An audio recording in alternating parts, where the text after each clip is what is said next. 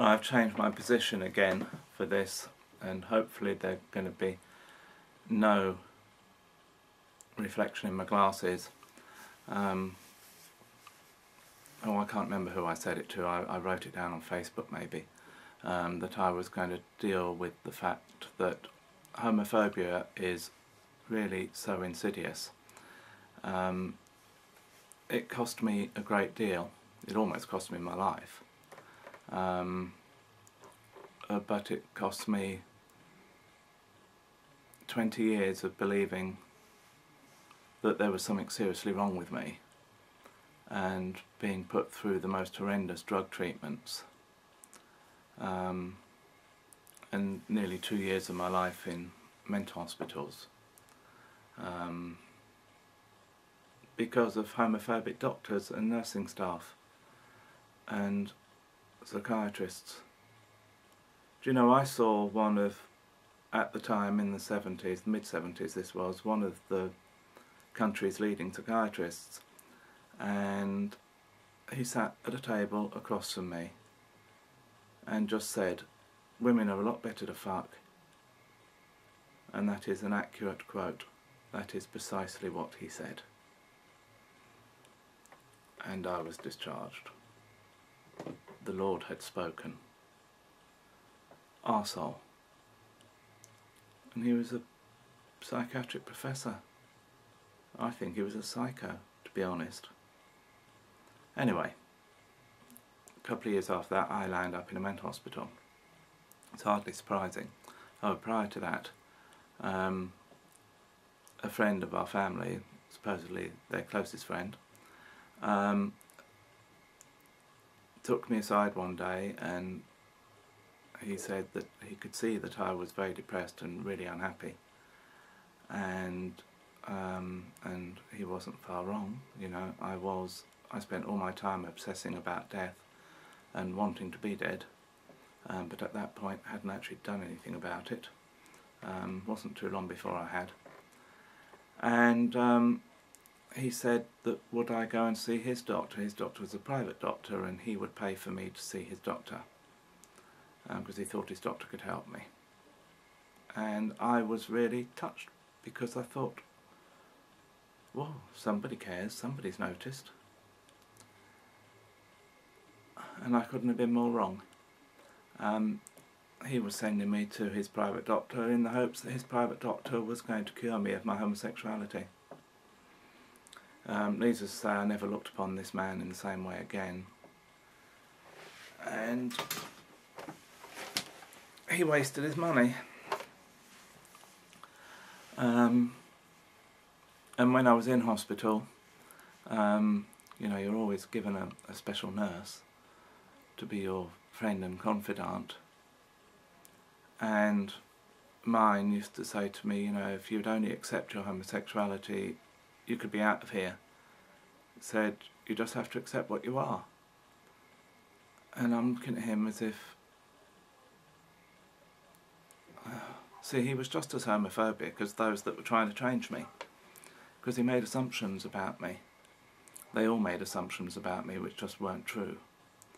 And not one of them seemed to think that the years of living in fear and living tense the whole time, and of having parents making it quite clear that you weren't good enough for them, having a father that nearly killed me on 2 occasions,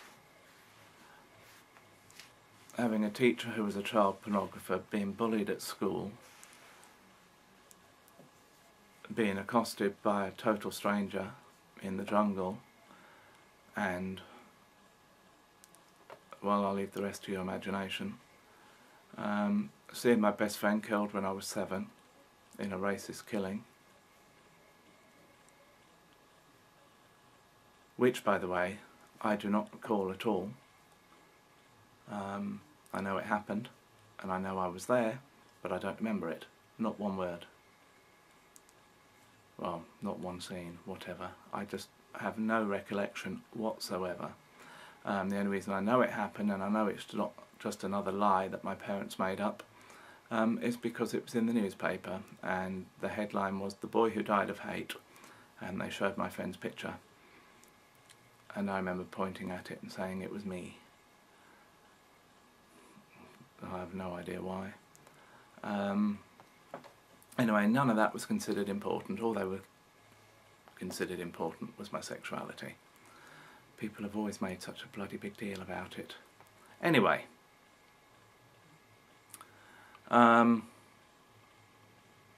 yes, and all through this time you have to bear in mind that I was pumped full of heavy psychoactive drugs, like chlorpromazine, otherwise known as Largactil, otherwise known as the liquid cosh.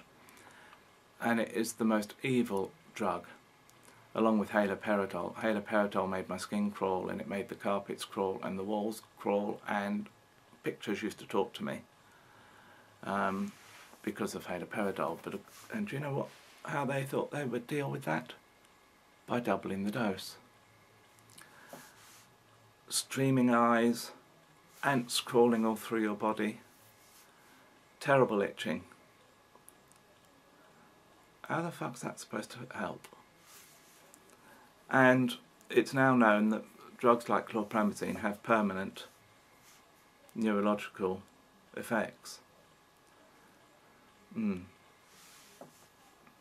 I wonder if that's anything to do with the neurological damage I have now. But you see, all of this,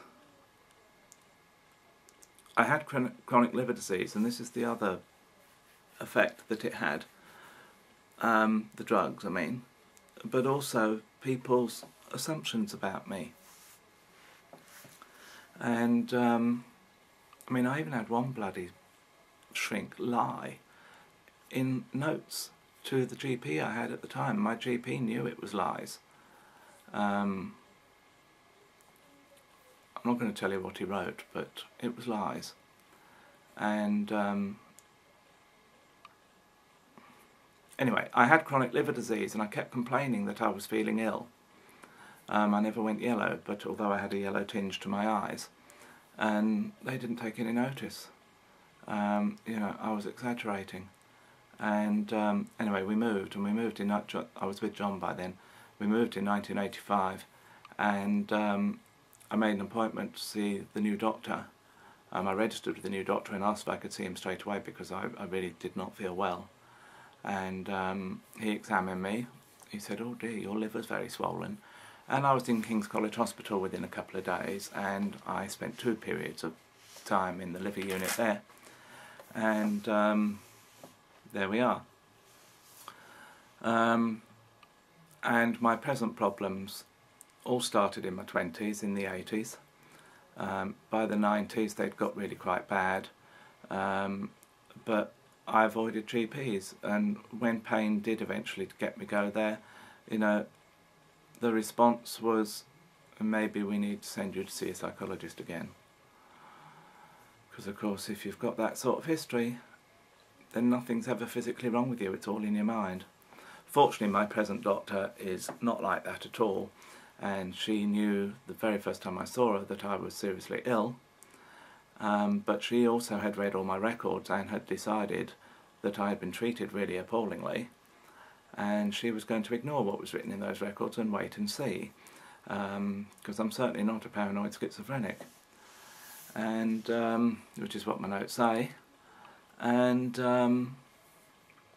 well, you can hardly blame me for having a hump sometimes, can you? The abuse never really stopped once I got away from home, it just continued. But it has all stopped now, because I don't let it happen.